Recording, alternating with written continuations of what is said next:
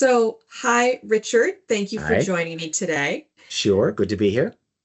I understand that you actually started your career helping kids learn to write before you ended up helping people take better care of themselves. Why don't you tell me a little bit about how that all happened?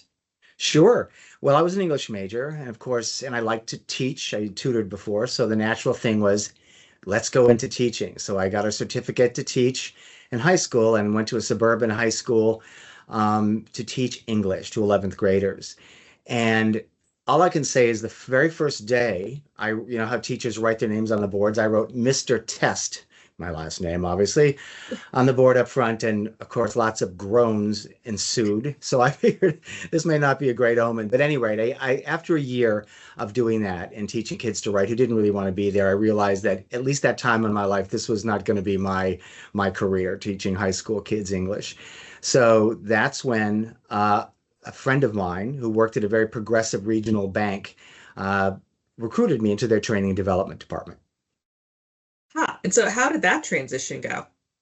Oh, it went very well. I mean, I loved it. It allowed me to write, to actually write for a change instead of teaching writing more creatively for an adult audience. So that's a bit different and use many of the same behavioral science principles that I later needed to use and use now in healthcare consumer engagement. So, for instance, when in training and development, when you're training people to be leaders, you use things like urgency, have a problem, deal with it right then and there, and how to do that, what the tools are you need to do that. Social proof. Here's where people like you who have gone through this sort of training, here's what they're doing now and what has been successful for them.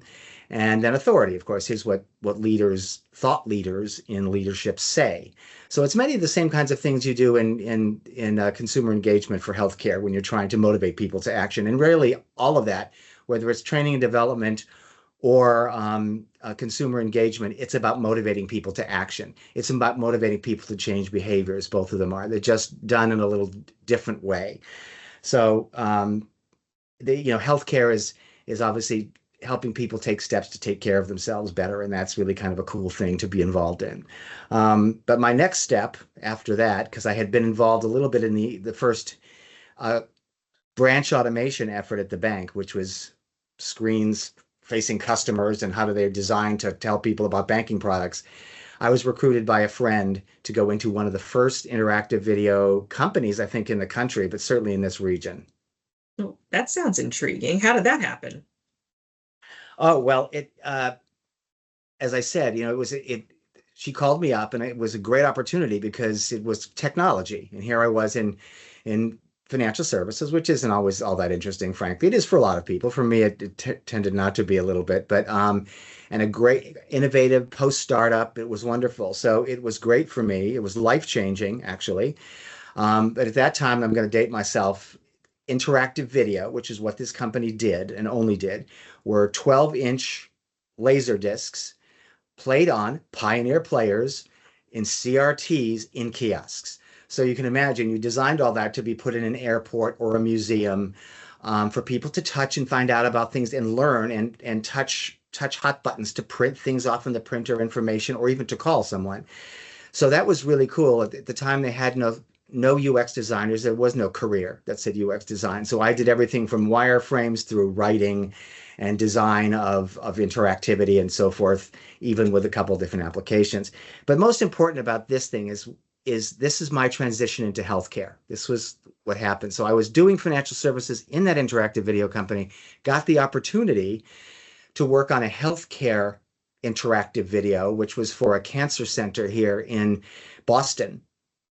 And it really was wonderful because it was basically designing a system that people in the lobby of this cancer center could read about cancer prevention, about treatments, about what, just educating them on all this other stuff. And they could print off information about that and things that might help them know that they needed to make an appointment for something or know what to expect if they were there for cancer treatment.